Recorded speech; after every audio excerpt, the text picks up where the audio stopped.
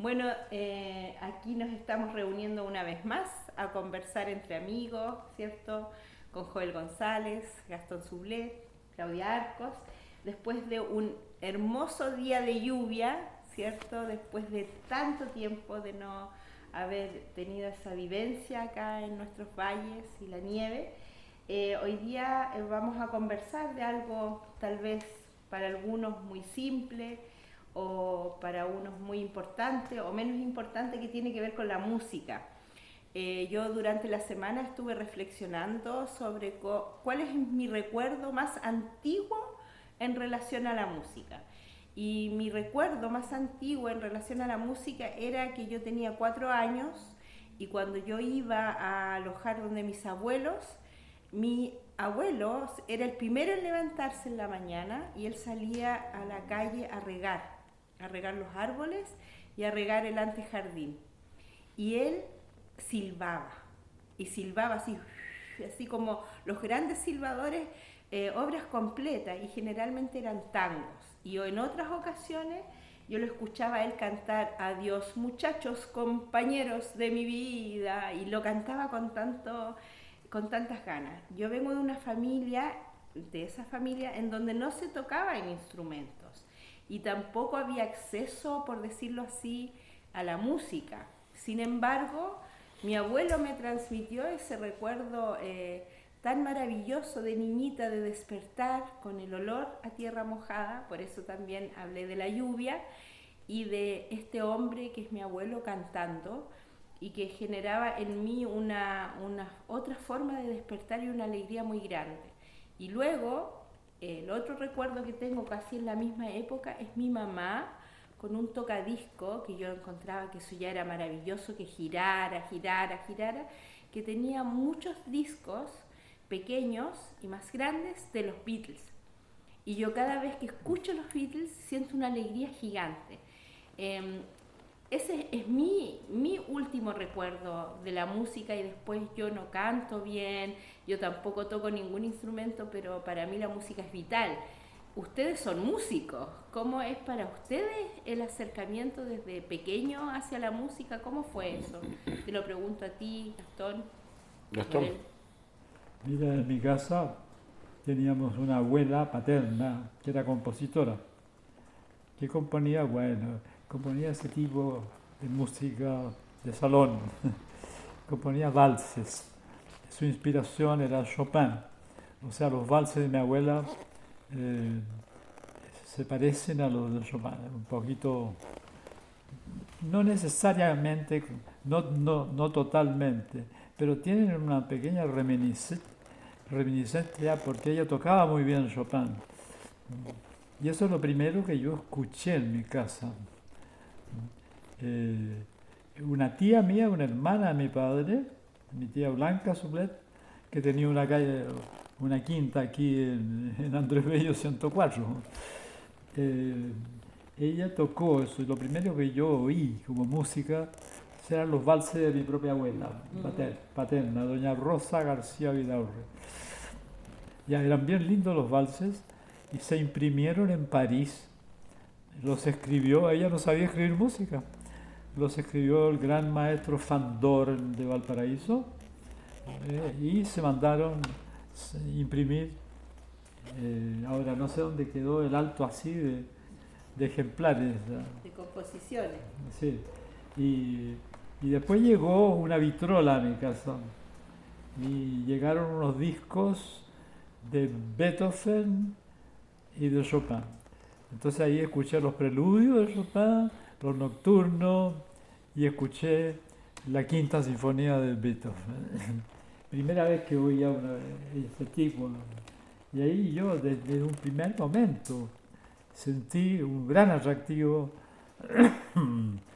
por la música, que me gustaba mucho oír la quinta sinfonía de Beethoven, me fascinaba.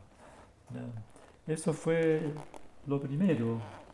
Y después esto fue prosperando porque mi hermana se dedicó al canto, fue una cantante profesional, cantó ópera incluso, y después formó ella conjuntos de música, pero ella se decidió por la música antigua, se decidió por la música del Renacimiento europeo y también fin medioevo, siglo XIV, XV. Y con ese conjunto que lo fundó en la Universidad Católica de Santiago, se paseó por el mundo. Fue a Moscú, fue a Egipto, fue a todas partes con ese conjunto. Eh, y yo por mi parte formé un conjunto de música antigua también, porque era como una vocación de la familia, ¿no? Eh, la música antigua es muy distinta a la música sinfónica, Beethoven, es radicalmente distinto, pero son dos gustos muy distintos. Pero es un gusto adquirido. Es más fácil, como decir, enfrentar la quinta sinfonía de Beethoven e encontrarla estupenda. Es más fácil que oír la música medieval. No es lo mismo. Música medieval es como un gusto adquirido. ¿Ya? Y lo que me faltaba como complemento era valorar la música folclórica latinoamericana, especialmente la chilena, obviamente. Y eso se lo debo a Violeta, ¿no es cierto? Violeta me metió en ese mundo. Pero antes yo estudié musicología, estudié composición en París, en el conservatorio. Y por eso que yo pude escribir de las partituras a Violeta. Entonces ella oyó decir que yo era musicólogo y que podía escribir música, y apareció en mi oficina un día sin anunciarse y hicimos un trato. Ella cantaba y yo iba escribiendo, y así quedó un alto así. Dicen que recién se ha descubierto dónde está, porque se hizo bajo el patrocinio de la Universidad de Concepción ese trabajo. Y parece que cuando cambió el rector, un señor que se llamaba David, me acuerdo yo, que quería mucho a la Violeta,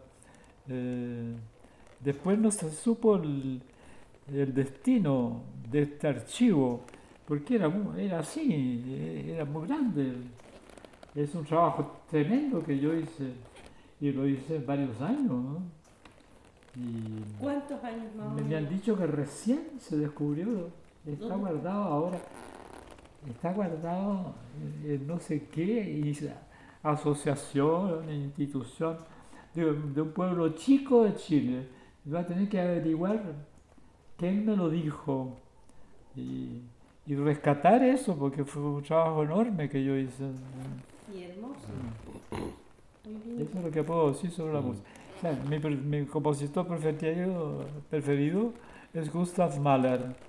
¿No? Es un músico cósmico para mí, me inspira tremendamente, y como no soy director de orquesta, lo único que me queda por hacer es comprar, adquirir, encargar sus partituras y transcribirlas para piano. Entonces me doy el gusto de tocar algunos fragmentos de las sinfonías de Mahler en piano.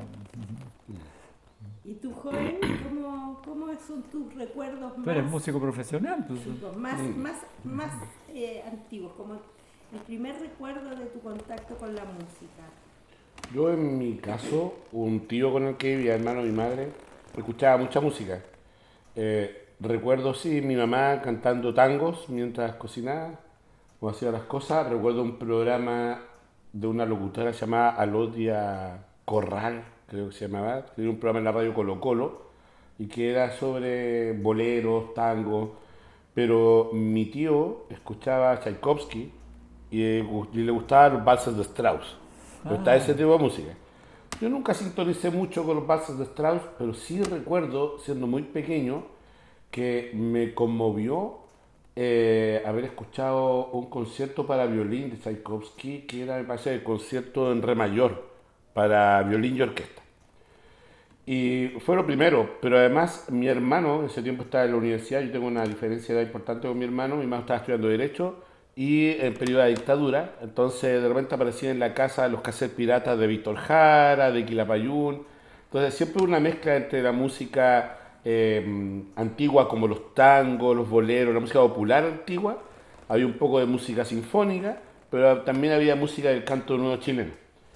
Y ya cuando tenía 15 años me chasconeé y empecé a escuchar a Los Prisioneros, empecé a escuchar rock, algunas bandas como Pink Floyd, los Beatles, y algunas cosas más heavy metal escuché.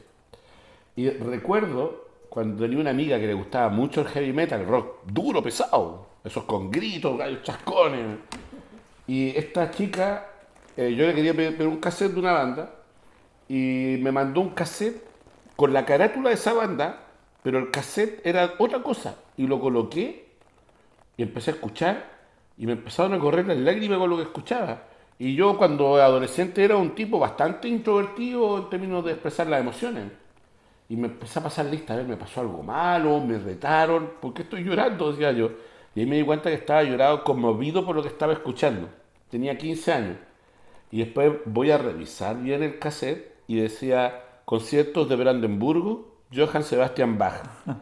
Y de verdad es que me conmovió a tal manera la música que yo venía escuchando, rock pesado, pues imagínate, era un género diametralmente opuesto. Y en ese momento yo me di cuenta que tenía una sensibilidad particular para escuchar y conmoverme con la música. Y decidí estudiar, yo no me considero un instrumentista, estudié pedagogía en música, puedo enseñar ciertos conceptos básicos y motivar la instrucción musical. Pero también me dedico a la composición, yo toco en una banda, en un grupo musical donde mezclamos jazz, música raíz folclórica, de un montón de géneros. Y yo compongo, soy una de las personas que componen esa banda. Pero para mí la música es fundamental y por estas cosas de naturaleza y de los destinos de la vida, tengo dos hijos que también son músicos y que se especializaron mucho más que yo y los dos son músicos que se dedican al jazz. Uno en este momento está en España haciendo música y tengo otro que está tocando aquí en distintos teatros, en distintos grupos de jazz. Pero para mí la música es determinante, es determinante. Yo creo que en realidad la música te abre a dimensiones del ser humano absolutamente distintas. Y con eso me quería colgar también para que fuéramos así pimponeando, porque Gastón pone sobre la mesa una figura que es determinante para el desarrollo de la cultura y no solamente de la música. Yo me atrevo a decir que para la historia social, cultural, incluso política, que es la Violeta Parra. Eh, yo en mis clases, tengo una unidad que es folclore, ¿ya? Y me toca el sexto básico enseñar folclore. Pero parto sobre la definición de folclore, porque muchos niños les pregunto, a ver niños, ¿de qué país es el folclore? Y todos me dicen de Chile. Y de repente hay uno más vivo, más atento y dice, no, profe, todos los pueblos tienen un folclore, ¿ya? Y vamos a la etimología de la palabra folclore. Y después, hablando, llegamos a la Violeta Parra, porque para mí es súper ilustrativa para enseñar cómo la Violeta, sin mayor inducción académica, se dedicó a ir a los campos más perdidos para justamente conocer a esa persona que poseía un conocimiento que había sido transmitido de forma oral, de generación en generación. Y ella andaba con su libreta, lo anotaba, con una grabadora, y seguramente parte de esa música es la que transcribió Gastón. Entonces yo en mis clases yo le digo, y hay una persona que se dedicó a pasar a partitura toda esa música que transcribió, que recopiló la Violeta. ¿En serio, profe? Sí. Y esa persona es un limachino, le digo. Que van para adentro los cabros. ¿En serio? Que van para adentro? Sí, esa persona se llama Gastón Sublet, es actualmente Premio Nacional de Humanidad y Ciencias Sociales, pero además es muy importante que ustedes sepan que cuando hablamos de folclore, hablamos también de la importancia del legado de Violeta Parra y cómo nuestro vecino limachino Gastón Sublet colaboró para que gran parte de ese universo de conocimiento del mundo campesino estuviera al acceso de todos. Por eso quería comentar un poco el tema. Bueno, yo creo, por ejemplo, es súper importante esta contextualización de cuando uno nace, ¿cierto? Y cuáles son las vivencias de uno. Claramente nosotros nacimos en tiempos distintos. Yo soy de la época del 68, ¿cierto? Pleno auge de los Beatles, de Elvis Presley y todo eso. Y tuve un padre que tuvo una radio en La Ligua, se llamaba Pulmauer. Y mis dos padres eran muy jovencitos, por decirlo así, 24, 27 años, y estaban y recibían constantemente esta música, el rock, ¿cierto? La nueva ola, también él recibió a la Cecilia la Incomparable en La Ligua, y en ese tiempo hacían giras que duraban una semana. No es que iban a visitar el pueblo un día, sino que se quedaban una semana en el pueblo, llenaban los estadios municipales, la gente lo iba a ver en la radio, en las entrevistas, mostraban su música y todo eso. Eso es algo que yo nunca viví. Eso mi papá me lo contó estando yo en Alemania, en otra sociedad, en otra cultura. Y también para mí fue muy fuerte que toda mi vida, toda mi infancia, desde los 7 años hasta mi adolescencia, que nos tocó estar en el exilio, es que la música del canto popular estaba exiliada. Entonces los jaivas estaban exiliados, el Inti Illimani estaba exiliado, el Illapu estaba exiliado, estaba la Isabel Parra con Ángel Parra exiliados, la Mercedes Sosa, Quilapayún, y ellos en ese exilio se movían en distintas ciudades para dar a conocer lo que estaba pasando en Latinoamérica, especialmente en Chile, en solidaridad con Chile, también para poder recaudar fondos y poder ayudar a sostener a algunas familias que estaban sufriendo por la excarcelación de alguno de sus miembros o incluso liberarlo, ejercer presión sobre eso. Y yo desde niña, entonces ellos iban a los pueblitos y a los pueblitos necesitaban la colaboración de otros chilenos, por último para alojarlos, ¿cierto? Entonces en mi casa, mientras yo era niña y jugaba y entraba y salía con los patines, de pronto me encontraba con miembros del Illapu sentados en la mesa comiendo tallarines, mi mamá solicitándome mi cama, que me fuera a dormir con mi hermano al living para que les prestáramos las camas. Entonces yo viví una cercanía con estos personajes muy natural, de una manera muy naturalizada. Y aquí quiero contar algo que nunca lo he contado, pero que siempre lo tengo como muy impregnado, que es que como nos llevaban todos los padres, todos los chilenos iban entonces a ese teatro donde se presentaban, ¿cierto? Vino la Mercedes Sosa. Y nosotros, niños pequeños, chicos, con un frío enorme afuera, imagínense a las 4 de la tarde, en pleno invierno oscuro, Boca Lobo, con nieve, con frío, en los teatros eran grandes, nosotros aprovechábamos de jugar cuando nos encontrábamos con nuestros amiguitos chilenos, que no era lo mismo que los amiguitos alemanes, ¿cierto? A jugar a la pinta, a correr y todo eso. Y de repente uno se asomaba en el escenario mientras estaban tocando y otro te empujaba y aparecía la mamá y decía, pero mijitas, no salgan de ahí, no sé qué. Estábamos jugando y estaba la Mercedes Sosa y yo ya estaba muy cansada y no quería que me pillaran. Y entro a un baño muy pequeño a esconderme y a tratar de recuperar energía para seguir corriendo.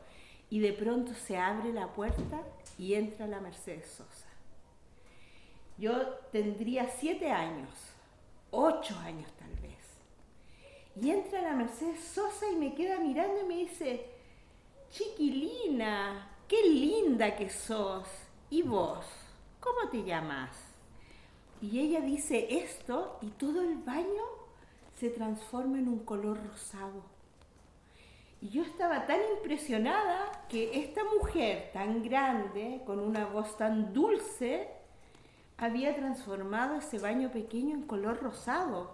Y sentí un amor infinito, pero yo a esa edad no sabía quién era la Mercedes Sosa. No tenía idea, mis papás me llevaron y no sé qué, la señora cantó. Y luego yo le digo, me llamo Claudia, y me dice, pero qué lindo nombre que tenés, me dice. Y yo salgo del baño a seguir jugando, pero es algo que me ha marcado para el resto de mi vida, esa cercanía con personas que provocan esta música, estas emociones, como te pasó a ti.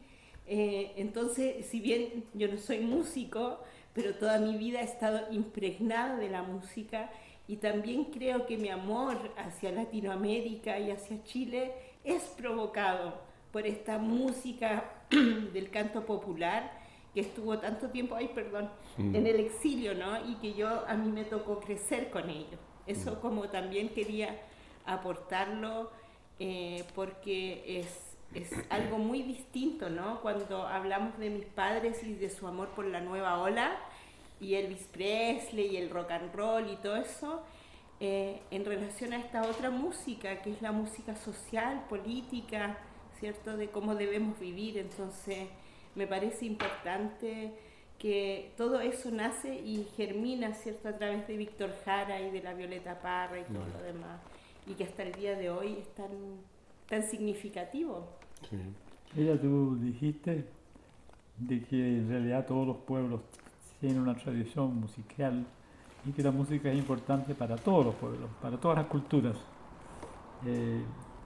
Yo creo haber descubierto la razón de que eso sea así hoy en el mundo civilizado, porque hará unos 15 años se descubrió una nueva caverna en Francia, la gran caverna de Francia, toda dibujada con maestría, se llama Lascaux, y en España se llama Altamira, ¿no?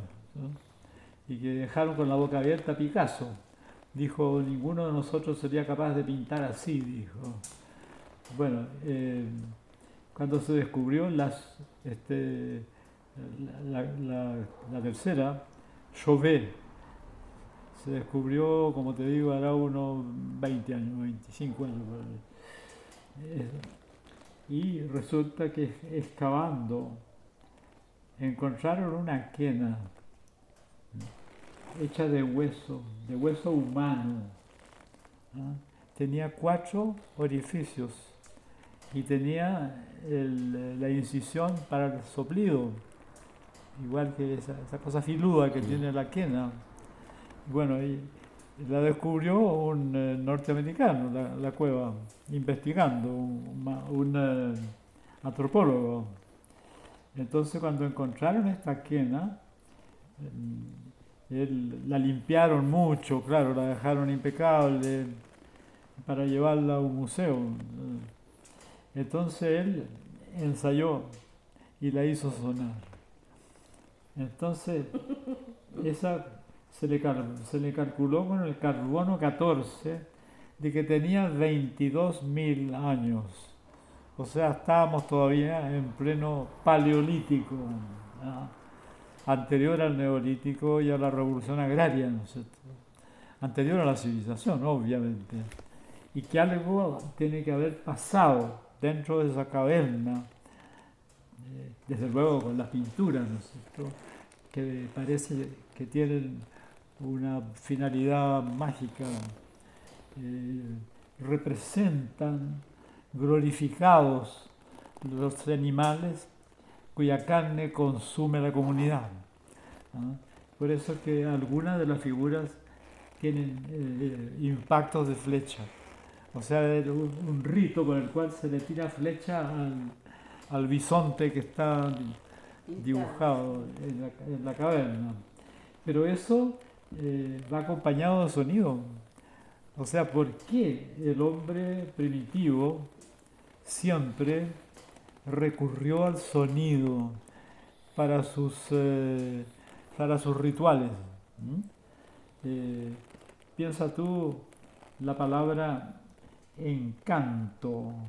Tú dices, ¿te gusta tal cosa? Me encanta. Dice, ¿qué es lo que estás diciendo? Sí. La palabra canto está ahí, ¿no es cierto? Me encanta. Sí, significa, me hace un rito de sonido para mí, para que yo quede fascinado con eso que me están mostrando, ¿no es cierto?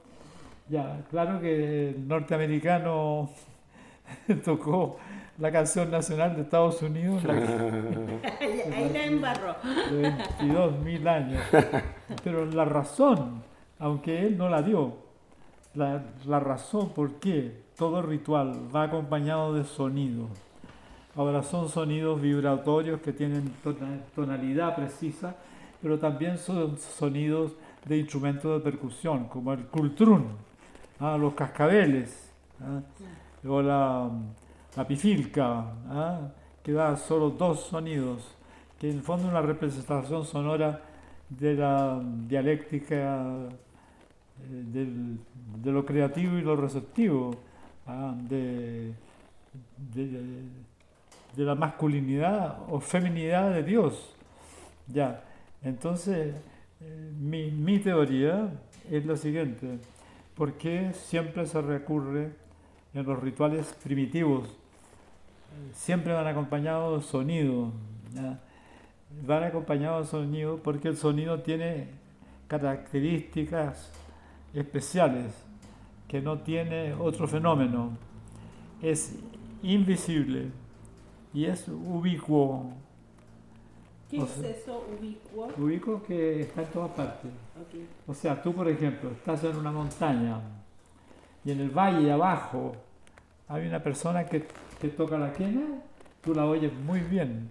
O sea, ¿dónde está el sonido? Está aquí, está allá abajo, está allá, porque el gallo que está en la otra montaña también lo oye. Es ubicuo el sonido, está en todas partes. Y además es, ¿qué es lo que dije? Es ubicuo y es invisible. O sea, es una imagen de lo divino. O sea, el sonido tiene, más que la imagen para el ritual, tiene más fuerza espiritual que el ritual mismo, con su traje, porque tiene que haber un atuendo especial, ¿no es cierto? Pero fíjate, los chamanes, muchos chamanes latinoamericanos, se ponen un traje especial que está lleno de campanillas. Por ejemplo, dice la Biblia que el hermano de Moisés, ¿cómo se llamaba el hermano de Moisés? Bueno, en este momento, perdonable para un hombre de 97 años que se le vaya a la memoria, ¿no es cierto? Sí, era el sacerdote. Bueno, él tenía un traje sacerdotal para su ceremonia lleno de campanas. O sea, el sonido era tremendamente importante. Ahora, esa es la razón. El hombre primitivo ve en el sonido o encuentra en el sonido las mismas características del ser supremo, digamos, ¿no? Esa es mi teoría. Yo leyendo algunas cosas, también he llegado a ciertas conclusiones y hay muchos estudiosos que dicen que hay pueblos que no tienen, por ejemplo, no han desarrollado la expresión pictórica, no han desarrollado el lenguaje escrito, pero sí hay un consenso en que todos los pueblos desarrollan algún tipo de representación sonora o musical. Exactamente. Todos. Nunca faltados. No, incluso conversando hoy con mis alumnos, hablando de ese mismo tema, que se los coloco, le digo, ¿se imaginan que algún día llegue un gobierno autoritario, dictatorial, y que prohíba cualquier expresión musical? Que ustedes no solamente no puedan escuchar, sino que no puedan cantar, no puedan silbar. ¿Qué pasaría con la sociedad? Y también les pregunto, ¿cuántas personas han ido, y sin desmerecer la demás disciplina artística, que parecen todas valiosas, pero ¿quién de ustedes ha ido a una obra de teatro? Ya hay una cantidad de niños. ¿Quiénes han ido a una exposición de pintura? Otra cantidad de niños. Pero cuando pregunto, ¿quiénes han escuchado música? Todos. Y hemos naturalizado que escuchar música es parte de la esencia del ser humano. Todos, es como una necesidad, escuchar música. Y yo coincido con Gastón que probablemente parte de la esencia del ser humano sea una esencia muy musical. Probablemente todos tenemos la posibilidad de expresarnos musicalmente. Lo que pasa es que hay una expectativa de que esa expresión musical sea a nivel de la expertise. Pero no necesariamente. Hay niños que probablemente hacen un canto que se esconde con lo gutural, pero es una expresión musical. Yo quería hacerte dos consultas sobre la violeta, Gastón. Perdona, ya me acordé. El hermano Moisés se llamaba Aarón. Aarón, El perfecto. sacerdote Aarón tenía un traje lleno de campanillas. Oye, Gastón, con respecto a la violeta, dos preguntas. Una, que yo sé que lo has comentado muchas veces, pero es importante a lo mejor en este espacio, porque tú has comentado muchas veces en distintos medios que tú eres una persona que venía de una tradición burguesa, académica. ¿Cómo te impactó a ti conocer a Violeta Parra? ¿Qué es lo que te mostró a ti? ¿Qué apertura te dio de lo que era el ser chileno? en términos culturales? Eso es una pregunta. Y la otra, a mí siempre me ha llamado la atención dentro de la obra de Violeta Parra, una obra que se llama El Gavilán.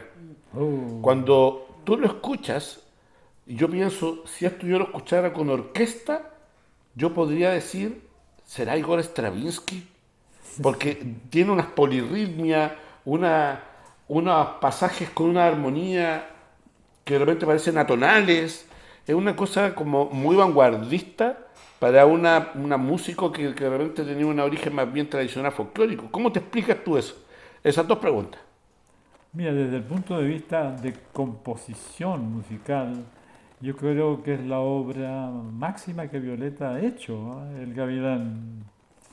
Hay un estudio hecho por Lucio Portó de la Universidad de Valparaíso en que ella dice que esto va mucho más allá del simple encuentro de un gavilán con un ser indefenso, ¿no es cierto?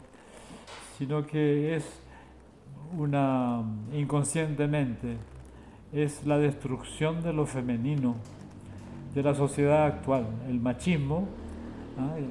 Que tiende siempre a minimizar, a ahogar, a callar al, a la mujer, en el fondo, al papel que la mujer debe desempeñar en la familia y en la comunidad.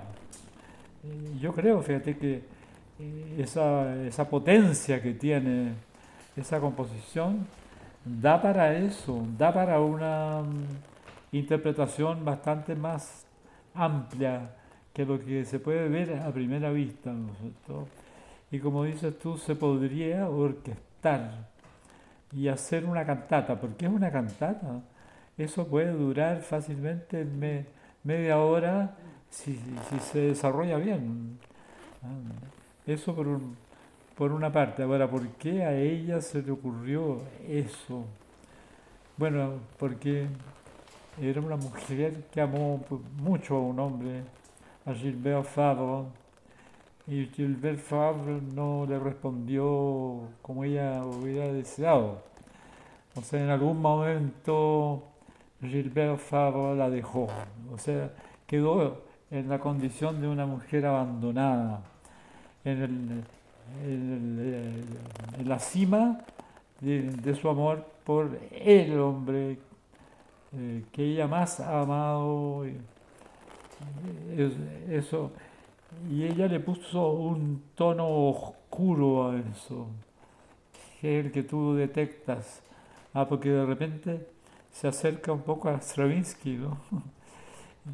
Y Stravinsky, sobre todo por su consagración de la primavera, se acerca a los rituales euroasiáticos de la prehistoria. Y aquí hay hay un elemento prehistórico, ¿no es cierto? Hay una representación de, de la lucha de los sexos y la opresión de lo masculino sobre lo femenino, eh, muy, ¿cómo decir? Muy primitivo en el fondo, muy crudo. Sí, muy violento. Muy crudo, sí, muy violento, pero en un entorno natural, Sí. no urbano, no civilizado, ¿ah? Como podría verlo un indígena. Eso por una parte. Y lo otro que me habías preguntado tú. ¿Cómo la experiencia de conocer a Violeta te acercó al mundo popular? Siendo que tu origen cultural Ah, ya, ya.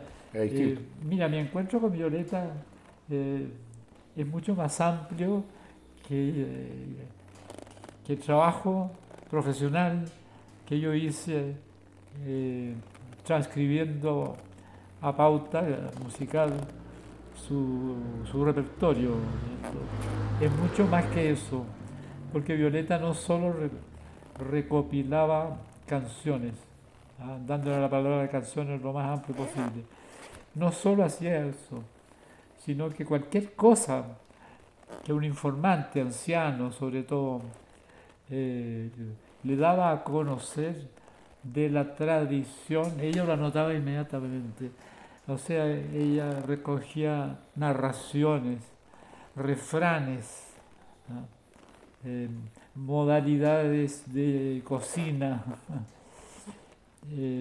describía con pelos y señales cómo se hacía el velorio del angelito o la antigua manera de contraer matrimonio, del rito de llevar a los novios en una carreta hasta la iglesia parroquial. Tiene una canción al respecto, o sea, ustedes la conocen. Para viene al revés. Claro, que el cura salió a la puerta y al ver la carreta enflorada con los novios dijo, ¡qué maravilla! Ya, entonces, esto para decirte que Violeta me reveló a través de aspectos separados que después se hace una síntesis. Y esto es una verdadera cultura. Eso es lo importante, que yo me diera cuenta de que hay una verdadera cultura. Y toda verdadera cultura tiene un saber que es sabiduría. Y la sabiduría, a diferencia de la ciencia, es el conocimiento del sentido de la vida. Entonces ese sentido de la vida, tal como lo concibe la persona que vive esa cultura, es campesino, ¿no? Es urbano, no, bueno, aldeano puede ser, ¿no es cierto? Y campesino. Es de las personas que han vivido en la cercanía del orden natural, ¿no? Paralelamente al mundo indígena, que han obtenido de la naturaleza esa sabiduría. Ahora, la han podido vivir, por vivir insertos en el orden natural, pero también la han recibido de sus abuelos, ¿cierto? Yo me acuerdo haber ido al Cajón del Maipo con la ambientalista Sara Larraín. Ella, su padre tiene un fundo ahí, claro que es pura montaña, es un fundo grande, grande. Y entonces ella un día me pidió que la acompañara para pagar a los inquilinos que trabajan en ese fundo. Y los primeros era cerca del río Colorado que corta el Maipo. Y ahí había una casa de piedra que se llama la casa del Peumito, porque hay un peumo al lado. Y eso, no sé, es un fenómeno sincronístico lo que me ocurrió, porque yo tenía que ver ese día lo que estaba ocurriendo en esa casa. Y entré en ese momento. ¿Y qué estaba ocurriendo en esa casa? El padre de la familia le estaba contando un cuento a la familia, a los niños, a las mujeres. Les estaba contando el cuento El Soldadillo. Entonces yo me senté en el suelo igual que todos, y Sara igual, y escuchamos al narrador contando el cuento. Y claro, parece que se le olvidó alguna parte y lo parchó con elementos de otro cuento. Bueno, había un rincón oscuro y yo sentía ahí una carraspera como de viejo. Así. Bueno, y cuando terminó de contar el cuento, el padre salió de esa oscuridad un anciano que debe haber tenido la edad mía actual. Y bueno, ahí lo conocimos. Él me dio a entender de que todo lo que el padre contaba, o sea, su hijo, se lo había enseñado él. Y su repertorio es muy grande, le pregunté yo. Me dijo, le puedo contar cuentos durante una semana sin repetirme. Bueno, ahí estaba el alma de Chile, en el fondo. Contar ese cuento,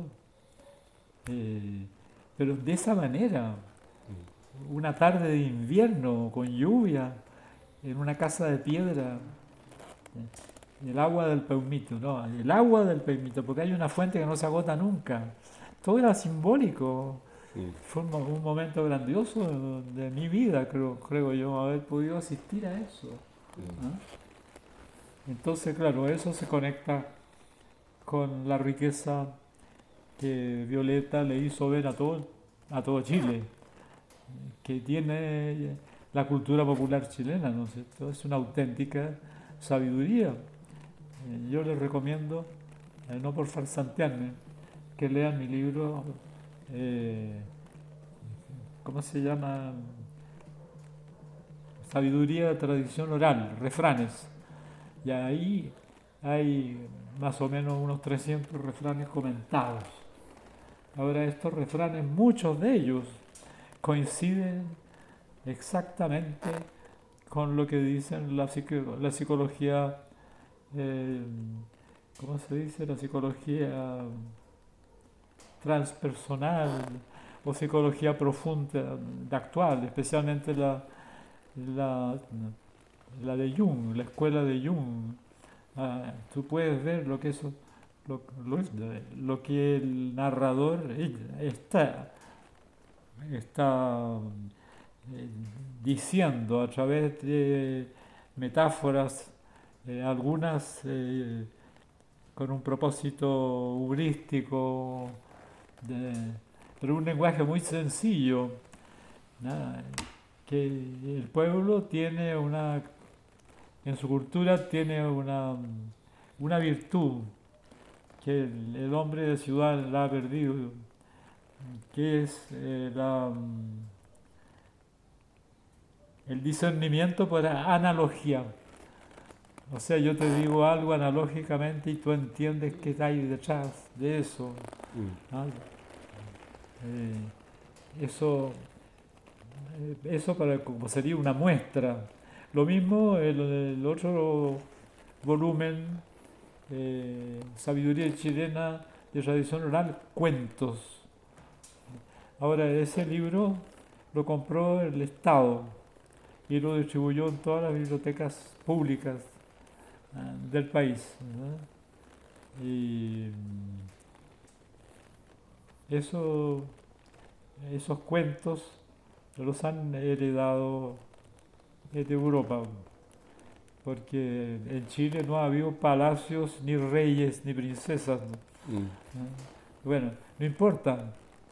Ese cuento es una escuela de educación superior, porque ahí están defendidos los valores fundamentales de una cultura.